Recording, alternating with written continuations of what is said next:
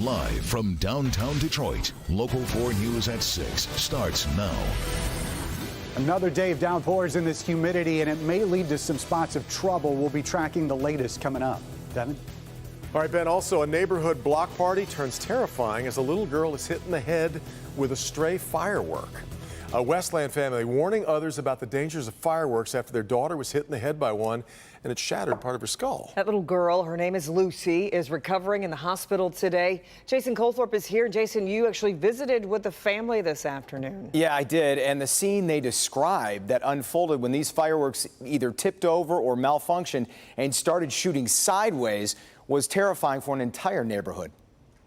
The fireworks became more than fireworks, like projectiles, missiles, or bullets coming down the street through the neighborhood. The fireworks mishap Ron and Marie Bucas are talking about happened Saturday night during a block party in their Westland neighborhood, instantly causing panic.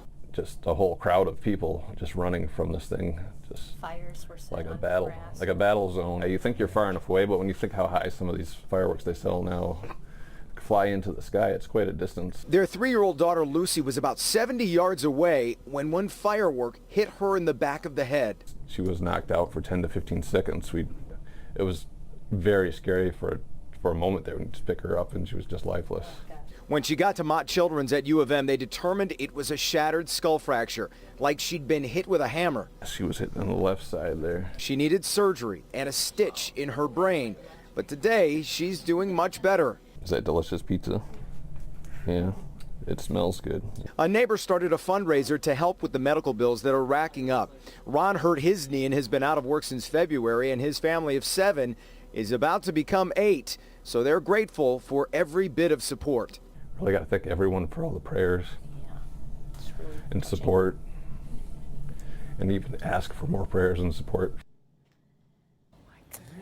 Yeah, Lucy, who will be 4 in September, by the way, should be released in the next couple of days. If you'd like to help out with that fundraising effort, you can do it by clicking on this story on our website, clickondetroit.com. And for a moment there, I couldn't tell if she wasn't quite sure we were doctors because she wasn't sure. Was tired of getting poked and prodded. Yeah, I'm sure. 70 yards away is hard to comprehend. So are they worried about long-term? They're worried about seizures, possible hearing loss, sight loss. So they're testing for that. But everything so far shows she's going to be fine, but they're going to have to keep an eye on her for a long time. Absolutely. Well, she's eating pizza, so that's a good sign. Like Devin said, cures everything. It helps everything feel a little bit better. Yeah, right, Thank Jason. you. Well, let's check in with Ben. We've had a little bit of stormy activity popping up around us. That's right, and the humidity is just relentless out there too, Ben. Yeah, that's obviously the first thing you notice when you walk out the door. Some of us, though, are going to be fighting these downpours, and they're starting to line up out here in parts of Washington and Oakland County. You can see this area from Commerce Township back to the west side of Ann Arbor. That is some pretty intense rainfall. There's obviously some lightning strikes in there.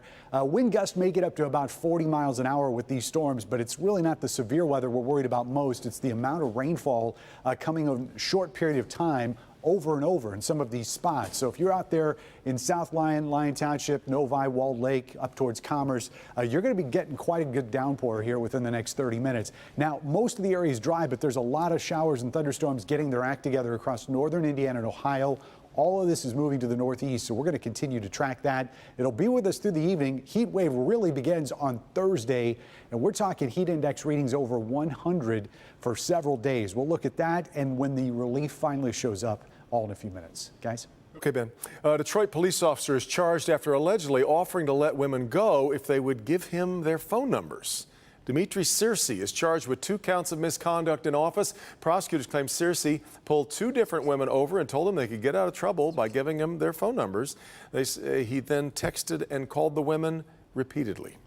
Well, yesterday we showed you video shot in a Detroit neighborhood showing a driver speeding through just before causing a crash at Chalmers and Frankfort on the city's east side.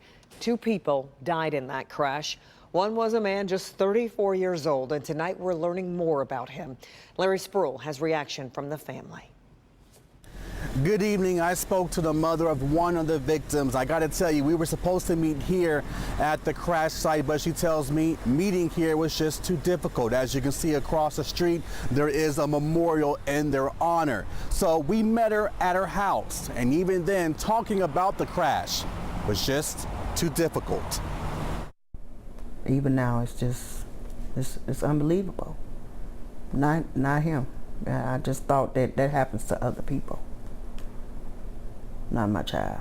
Sitting in disbelief, Lanita Baxter finds it hard to move on. She can't stop thinking about her son, 34-year-old Sherwin Cooper, but family members call him Twirl. He was the class clown, make everybody laugh. His motto was, "Don't worry about it, be about it." And now Baxter is trying to live the same slogan her son often quoted, "Don't worry." But she says it's hard, especially after his life taken so abruptly. His mother tells me Cooper, his wife LaTon Cooper, and his 9-year-old son were driving down Chalmers last week. Police say 22-year-old Markia Pitts T-boned them at the intersection of Chalmers and Frankfort. Sherwin and his wife died. Baxter says her youngest son called her with the news. No, they had to have the wrong person. It just couldn't be true. Couldn't possibly be true. Not much, no.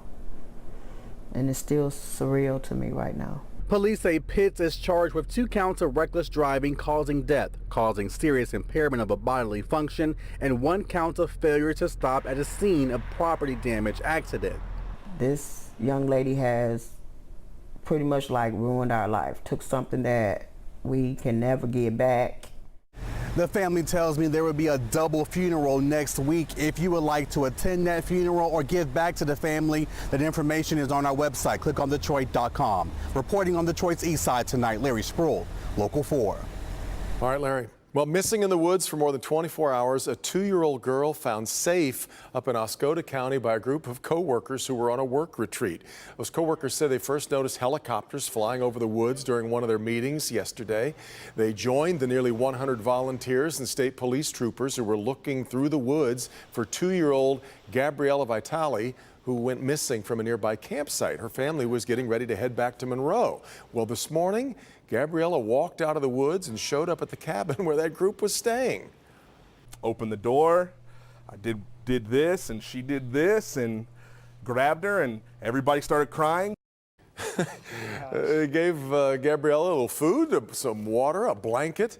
They called police, who picked her up and returned her safely to her family. What a great ending to a story that we all were obviously very worried about. Oftentimes they're not good exactly, endings. Yeah, very good. Well, the firestorm over President Trump's tweets telling 4 congresswomen of color, including Detroit's Rashida Tlaib, to go back to their countries is not dying down. Mara McDonald brought us Rashida Tlaib's view on things at 5 and joins us now live again from Washington with how others in the House have been reacting today. Mara. Devin, good evening, and I'll tell you what's going on right now on the House floor is this, a resolution to condemn the president for his tweets, what this resolution refers to as his racist tweets. I have clips right here, the most vile, horrible statements about our country, about Israel, about others. The president isn't apologizing for any of his tweets about 4 Democratic congresswomen who he told to leave if they're not happy here. Democrats are howling racism. Republican leadership, while not thrilled with the Twitter storm or the words used, are defending him. If this is the case of what they are concerned most about, let's go through every comment individuals who have made on the other side of the aisle. Are we bringing a resolution up on the floor about their comments? No. Looming tonight in the House is a resolution condemning the president's tweets and language used in connection with the so-called Progressive Democrat squad, of which Congresswoman Rashida Tlaib is a member. You don't help make situations better by insulting people, by putting kerosene on a fire, doing things that divert from, you don't want to talk about some issues, so you go over there. We need to stay focused. Dingell and other Democrats are clear yes votes tonight. What to watch is what the GOP does. You know, I think the American people need to feel and know and see members of Congress fighting back against words coming from the most powerful position in the world. We need to be able to be very clear and intentional about saying that we all belong. Back here live right now, that resolution to condemn the president's use of those tweets is embroiled in some drama on the House floor. We may see a vote on this probably between 7 and 8 o'clock tonight. We are live at the Capitol. Mara McDonald, Local 4. Drama has been the order of the day on this since it started. All right, Mara, we'll talk to you again soon. Well, how is our Rod Maloney doing at the Great Lakes Crossing in this big challenge here? Let's check in. Rod, how's it coming? Look, this is great. Yeah. Well, here, we'll just put it down on the lunar lander here. Heck. Now, Allie, show us how it's really done. Look at this. You are so good. And are you enjoying this? Yes. Yeah, you're having fun. What's the most fun part about this? I guess just like building it and how it looks like. Yeah. Not beating me, making me look really silly. I just want to see how it turns out. You're just too nice a kid. You should enjoy killing me on this thing, but this is it. All right, well, Devin, that's what it's supposed to look like. This is what we got. Have a nice day. Okay, so you see that little boy right there? His name is Stephen. Right now he's being deputized, as you can see. But what he's gotten done today is absolutely incredible, and we'll show you why it was such a big deal that he rang the bell. Detroit's morning team is